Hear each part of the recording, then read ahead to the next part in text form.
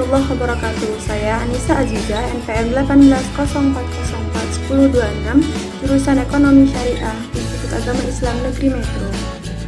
Ini saya akan menjelaskan mengenai uang elektronik dan digital perspektif Islam.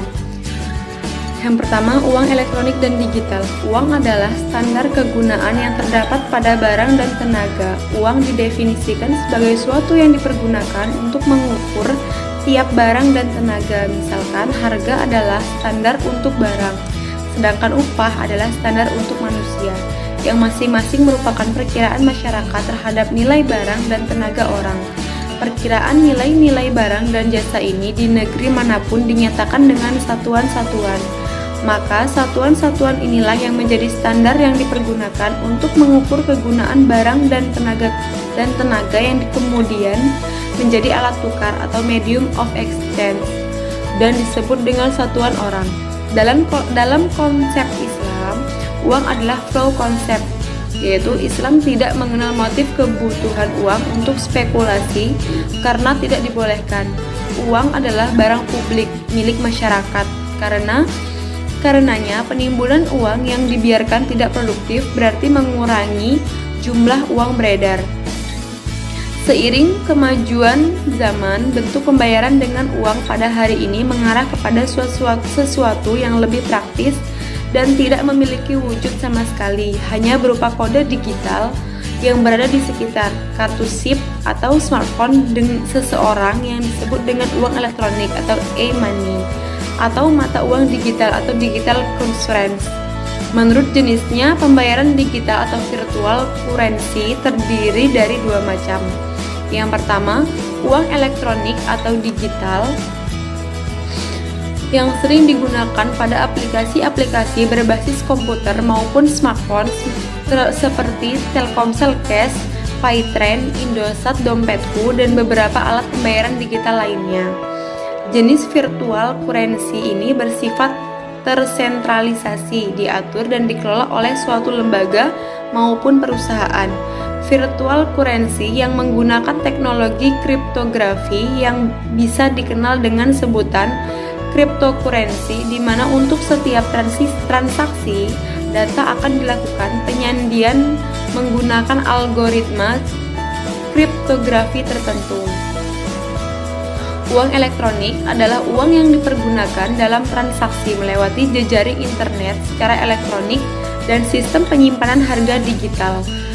Dalam uang elektronik terdapat nilai tersimpan atau stored value atau prabayar prepaid, di mana terdapat nilai uang yang disimpan dalam suatu media elektronik yang berbasis chip atau server. Nilai uang yang terdapat pada uang elektronik akan secara otomatis berkurang pada saat penggunaan melakukan pembayaran. Uang elektronik digunakan untuk berbagai macam jenis pembayaran,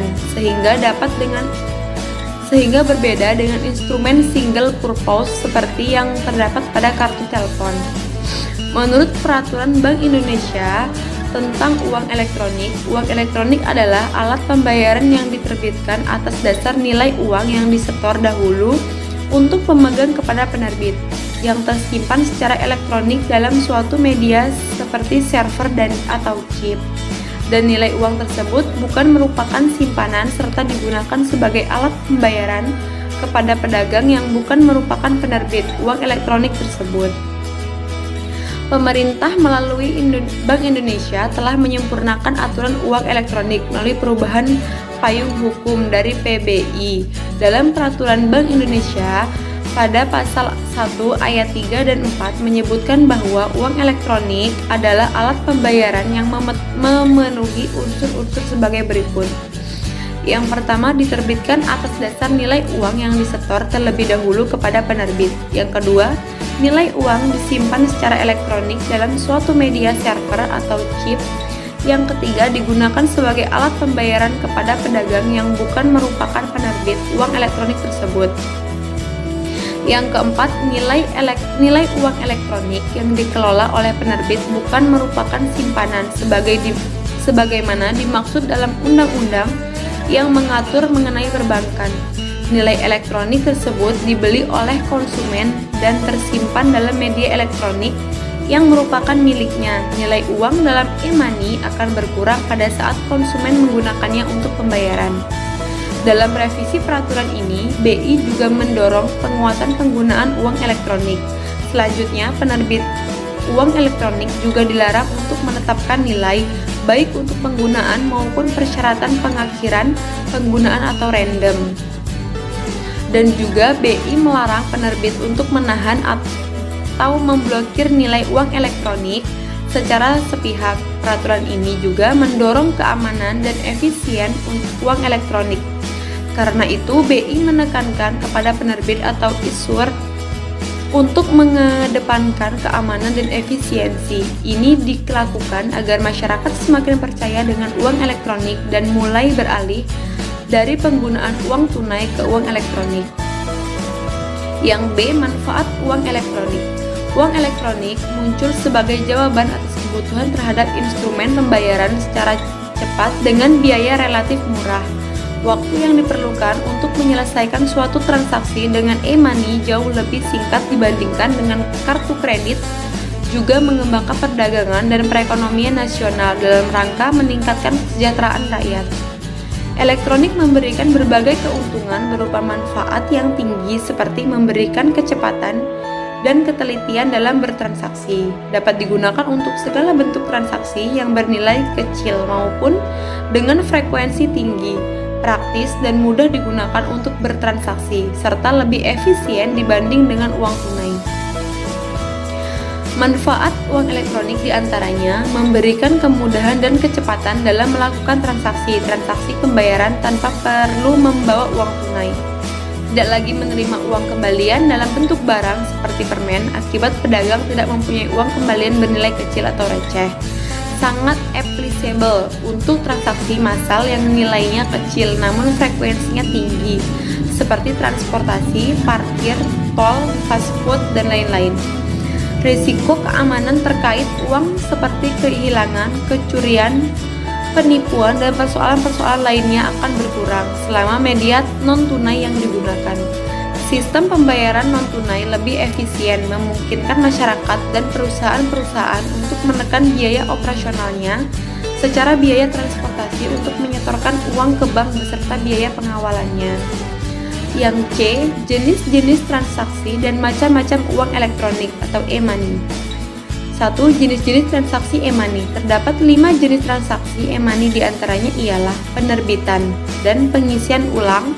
Pengisian nilai uang ke media uang elektronik dapat dilakukan terlebih dahulu oleh penerbitan sebelum dijual kepada pemegang. Untuk selanjutnya, pemegang dapat melakukan pengisian ulang. Yang B, transaksi pembayaran, dilakukan melalui pertukaran nilai uang dalam bentuk data elektronik dengan barang antara pemegang dan pedagang dengan menggunakan protokol yang telah ditetapkan sebelumnya. Yang C, transfer, fasilitas pengiriman nilai uang elektronik antara pemegang uang elektronik melalui terminal-terminal yang telah dilengkapi dengan peraturan khusus oleh penerbit. Yang D, tarik tunai, fasilitas penarikan tunai atau atas nilai uang elektronik. Yang E, refund atau random, penukaran kembali nilai uang elektronik kepada penerbit. 2. Macam-macam e-money. A. Berdasarkan media penyimpanannya, saat ini uang elektronik dibedakan atas 2 jenis, yaitu pertama, uang elektronik yang nilai uang elektroniknya selain dicatat pada media elektronik yang dikelola oleh penerbit juga dicatat pada media elektronik yang dikelola oleh pemegang. Yang kedua, uang elektronik yang dinilai uang elektroniknya hanya dicatat pada media elektronik yang dikelola oleh penerbit. Dalam hal ini, pemegang diberi hak akses oleh penerbit terhadap penggunaan nilai uang elektronik tersebut. B. Berdasarkan masa berlaku medianya, uang elektronik dibedakan dalam 2 bentuk, diantaranya reloadable, yaitu uang elektronik dengan bentuk reloadable adalah uang elektronik yang dapat dilakukan pengisian ulang. Dengan kata lain, apabila masa berlakunya sudah habis dan atau nilai uang elektroniknya sudah habis terpakai, maka media uang elektronik tersebut dapat digunakan kembali untuk dilakukan pengisian ulang. Yang kedua, disposable. Uang elektronik dengan bentuk disposable adalah uang elektronik yang tidak dapat diisi ulang. Apabila di masa berlakunya sudah habis atau nilai uang elektroniknya sudah habis dipakai, maka media uang elektronik tersebut tidak dapat digunakan kembali untuk dilakukan pengisian ulang. Yang C, berdasarkan jangkauan penggunaannya. Uang elektronik dibedakan menjadi dua, diantaranya single purpose dan multi purpose. Single purpose adalah uang elektronik yang digunakan untuk melakukan pembayaran atas kewajiban yang timbul dari satu jenis transaksi ekonomi, misalnya uang elektroniknya yang hanya dapat digunakan untuk pembayaran tol atau uang elektronik yang hanya dapat digunakan untuk pembayaran transportasi umum. Yang kedua, multi purpose adalah uang elektronik yang digunakan untuk melakukan berbagai pembayaran atas kewajiban pemegang kartu terhadap berbagai hal yang dilakukan. D. Konsep uang elektronik dalam perspektif Islam. Islam tidak melarang bentuk teknologi selagi tidak bertentangan dengan ajarannya. Al-Quran malah memberitakan bahwa manusia adalah khalifah di atas muka bumi, dan Allah menempatkan posisi alam ini untuk digunakan oleh manusia dengan usaha-usahanya yang baik. Firman Allah Subhanahu wa Ta'ala yang artinya, Dialah Allah yang menjadikan segala yang ada di bumi untuk kamu, dan Dia berkehendak atau menciptakan langit, lalu dijadikannya 7 langit, dan Dia Maha mengetahui segala sesuatu. Quran Surah Al-Baqarah ayat 29. Uang elektronik pada dasarnya sama seperti uang biasa karena memiliki fungsi sebagai alat pembayaran atas transaksi jual beli barang. Dalam perspektif syariah, hukum elektronik e-money adalah halal. Perkembangan uang elektronik mendapatkan tanggapan oleh para ulama dengan dikeluarkannya fatwa tentang uang elektronik syariah. Dalam fatwa MUI ditentukan bahwa dalam pengadaan dan pemanfaatan uang elektronik dihadiri dari segala transaksi riba, tadlis, gharar, dan riswah. DSN MUI memutuskan menetapkan fatwa tentang uang elektronik syariah dengan beberapa ketentuan sebagai berikut. Yang pertama, uang elektronik adalah alat pembayaran yang memenuhi unsur-unsur berikut. Yang A, diterbitkan atas dasar jumlah nominal uang yang disetor terlebih dahulu kepada penerbit. Yang B, jumlah nominal uang disimpan secara elektronik dalam suatu media yang terregistrasi. Yang C, jumlah nominal uang elektronik yang dikelola oleh penerbit bukan merupakan simpanan, sebagaimana dimaksud dalam undang-undang yang mengatur mengenai perbankan. Yang D, digunakan sebagai alat pembayaran kepada pedagang yang bukan merupakan penerbit uang elektronik tersebut. 2. Untuk elektronik syariah adalah uang elektronik yang sesuai dengan prinsip-prinsip syariah. Yang ketiga, jumlah nominal uang elektronik adalah jumlah nominal uang yang disimpan secara elektronik yang dapat dipindahkan karena keperluan transaksi pembayaran dan atau transfer dana. Yang keempat, penerbit adalah bank atau lembaga selain bank yang menerbitkan uang elektronik. Yang kelima, pemegang uang elektronik adalah pihak yang menggunakan uang elektronik. Fatwa Dewan Syariah Nasional Majelis Ulama Indonesia tentang uang elektronik syariah dalam ketentuan terkait akad dan personalia hukum. Yang pertama, akad antara penerbit dengan pemegang uang elektronik adalah akad wadiah atau akad qard. Kedua, ketentuan dalam akad wadiah, jumlah nominal uang elektronik bersifat titipan yang dapat diambil atau digunakan oleh pemegang kapan saja. Jumlah nominal uang elektronik yang dititipkan tidak boleh digunakan oleh penerima titipan atau penerbit, kecuali atas izin pemegang kartu. Dalam hal jumlah nominal uang elektronik yang dititipkan digunakan oleh penerbit atas izin pemegang kartu, maka akad titipan adalah wadiah, berubah menjadi akad pinjaman atau qard, dan tanggung jawab penerima titipan sama dengan tanggung jawab dalam akad qard. Otoritas terkait wajib membatasi penerbit dalam penggunaan dana titipan dari pemegang kartu atau dana float. Penggunaan dana oleh penerbit tidak boleh bertentangan dengan prinsip syariah dan peraturan perundang-undangan. Yang ketiga, ketentuan dalam akad qard. Jumlah nominal uang elektronik bersifat hutang yang dapat diambil dan digunakan oleh pemegang kapan saja. Penerbit dapat menggunakan atau menginvestasikan uang hutang dari pemegang uang elektronik. Penerbit wajib mengembalikan jumlah pokok piutang pemegang uang elektronik kapan saja sesuai kesepakatan. Otoritas terkait wajib membatasi penerbit dalam penggunaan dana pinjaman dari pemegang kartu.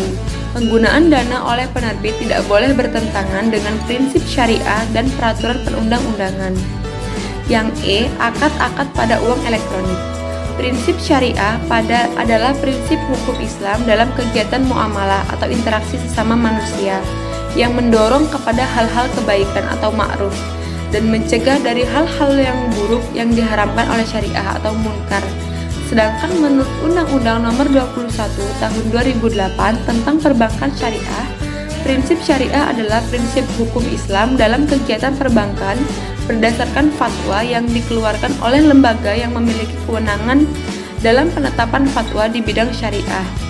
Secara umum, prinsip syariah terbagi menjadi dua, yaitu prinsip syariah dalam hal ibadah dan prinsip syariah dalam bidang muamalah atau interaksi antar manusia.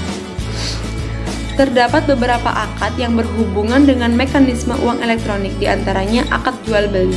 Dalil diperbolehkannya jual beli dan dalam firman Allah dalam surah Al-Baqarah ayat 275 yang artinya Allah telah menghalalkan jual beli dan mengharamkan riba, dan hadis Nabi yang artinya dari Jabir radhiyallahu an bahwa Rasulullah bersabda, sesungguhnya Allah dan Rasul telah mengharamkan jual beli arak, bangkai, babi, dan berhala. Hadis riwayat Bukhari dan Muslim.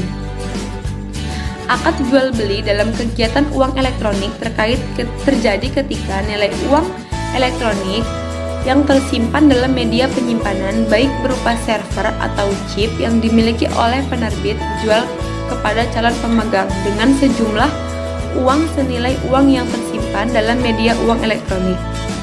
Yang kedua, akad wadiah.